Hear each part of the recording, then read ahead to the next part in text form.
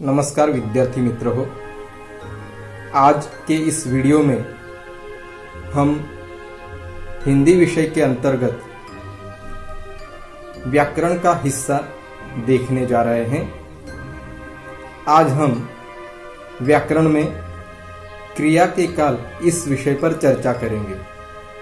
सबसे पहले काल किसे कहते हैं यह समझने का प्रयास करेंगे। काल की परिभाषा इस प्रकार है, क्रिया के जिस रूप से समय का बोध होता है उसे व्याकरण में काल कहते हैं। क्रिया के जिस रूप से समय का बोध होता है उसे व्याकरण में काल कहते हैं। जैसे कुछ वाक्य हम देखते हैं।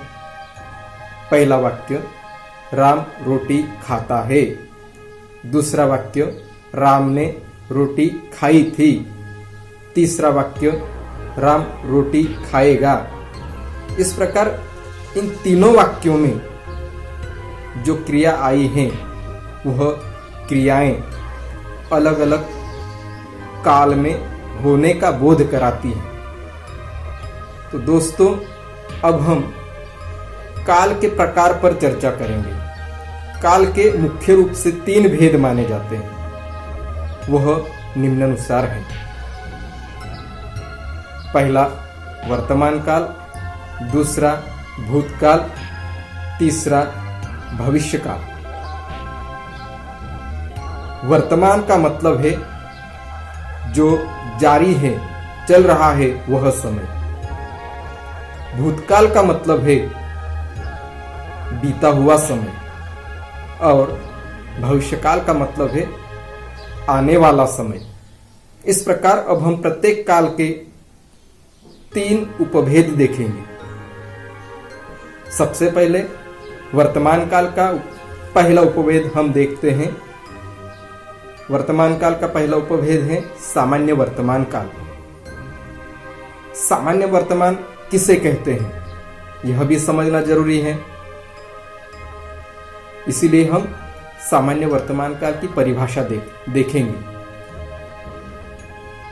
क्रिया के जिस रूप से यह बोध होता है कि क्रिया बोलते या लिखते समय होती है उसे सामान्य वर्तमान काल कहते हैं। क्रिया के इस रूप से यह पता नहीं चलता कि क्रिया पूर्ण हुई है अथवा अपूर्ण रही है। जैसे कुछ वाक्य यहां दिए गए हैं। राम पढ़ाई करता है, राम दौड़ता है, राम सेब खाता है। इस प्रकार ये जो 3 वाक्य हैं, इन तीनों वाक्यों में जो क्रियाएं आई हैं वह इस प्रकार है। दौड़ता है, पढ़ाई करता है, सेब खाता है। ये जो तीनों क्रियाएं आई हैं, इन क्रियाओं से हमें ये जरूर पता चलता है कि ये वर्तमान काल की क्रियाएं हैं, लेकिन इससे हमें निश्चित समय का बोध नहीं होता। इसलिए ये क्रिया पूर्ण हुई अथवा अधूरी रही यह हमें मालूम नहीं पड़ता। इसलिए ये क्रियाएं सामान्य वर्तमान काल की क्रियाएं कहलाती हैं। अब हम दोस्तों वर्तमान काल का दूसरा उपभेद देखेंगे। दूसरा उपभेद है अपूर्ण वर्तमान काल। अपूर्ण वर्तमान काल की परिभाषा भी देखना जरूरी है, इसलिए सबसे पहले परिभाषा देखते हैं। क्रिया के जिस रूप से यह बोध होता है कि क्रिया वर्तमान काल में जारी है अर्थात चल रही है, अधूरी है, उसे वर्तमान काल की क्रिया कहते हैं। जैसे उदाहरण के तौर पर कुछ वाक्य यहां हम देखेंगे। पहला वाक्य, राम रोटी खा रहा है।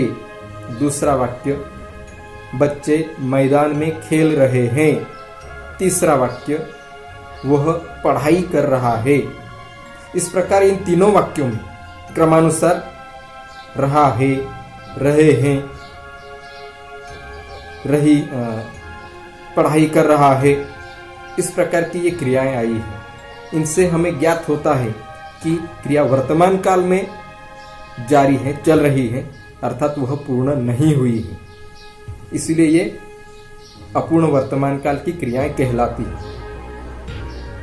अब हम वर्तमान काल का तीसरा जो भेद है उसे हम देखेंगे। पूर्ण वर्तमान काल।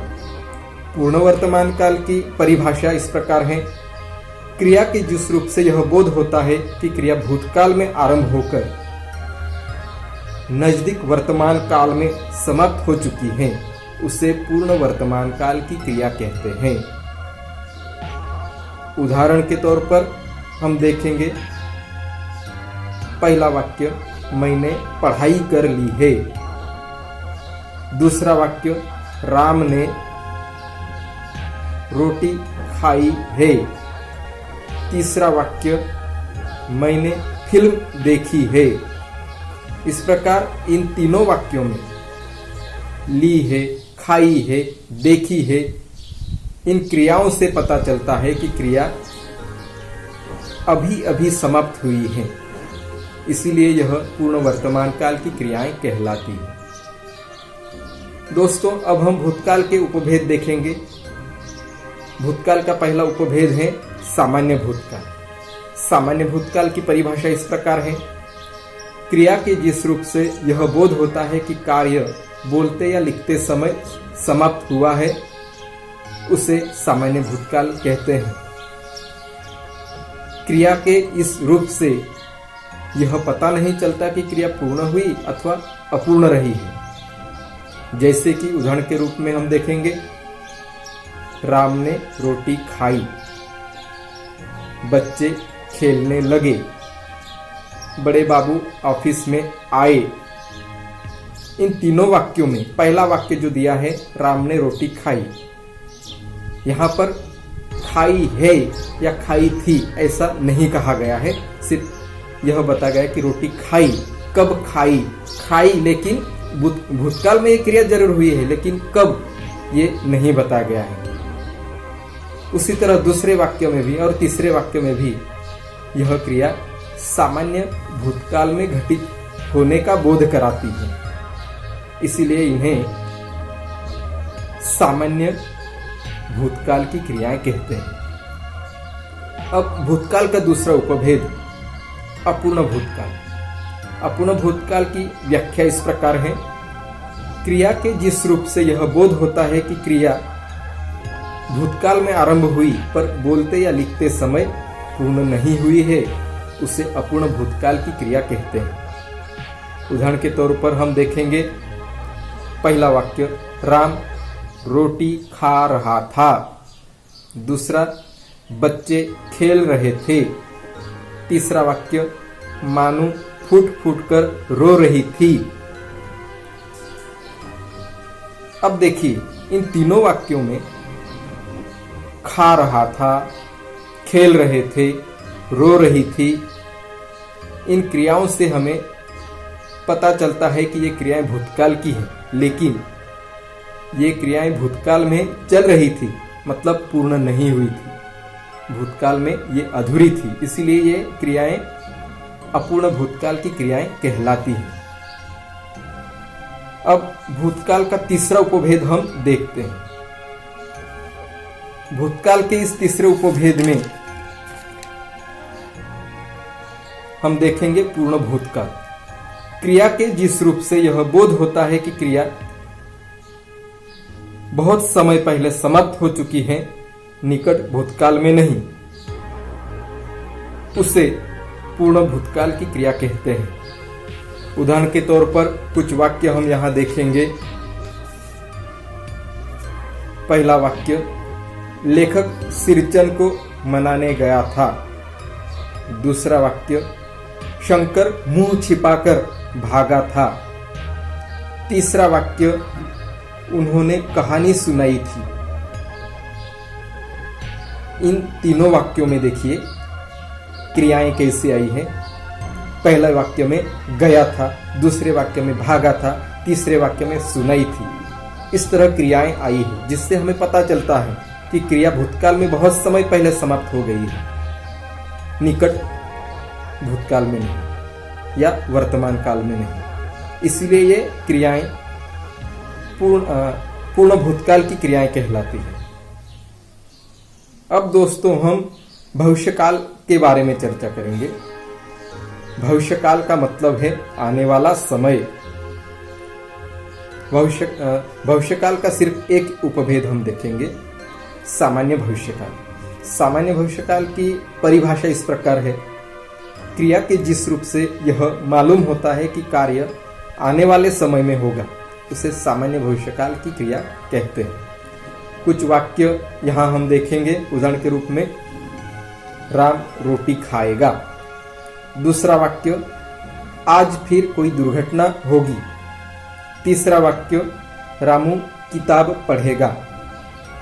इस प्रकार इन तीनों वाक्यों में रोटी खाएगा, दुर्घटना होगी और किताब पढ़ेगा, ये जो क्रियाएं हैं, इन क्रियाओं से हमें पता चलता है कि ये क्रियाएं अभी हुई नहीं है, मतलब अभी हो भी नहीं रही है। ये तीनों क्रियाएं आने वाले समय में होगी, इसीलिए ये क्रियाएं सामान्य भविष्यकाल की क्रियाएं कहलाती है। इस प्रकार दोस्तों इस वीडियो के अंतर्गत आज हमने देखा कि क्रिया के काल, इस विषय के अंतर्गत वर्तमान काल, भूतकाल और भविष्यकाल, इन तीनों कालों पर हमने चर्चा की। वर्तमान और भूतकाल पर चर्चा करते हुए हमने उनके तीन उपभेद भी देखे, सामान्य, अपूर्ण और पूर्ण। अगर आपको इस वीडियो के द्वारा बताई गई जानकारी के माध्यम से कोई शंका हो तो जरूर शेयर करें। धन्यवाद।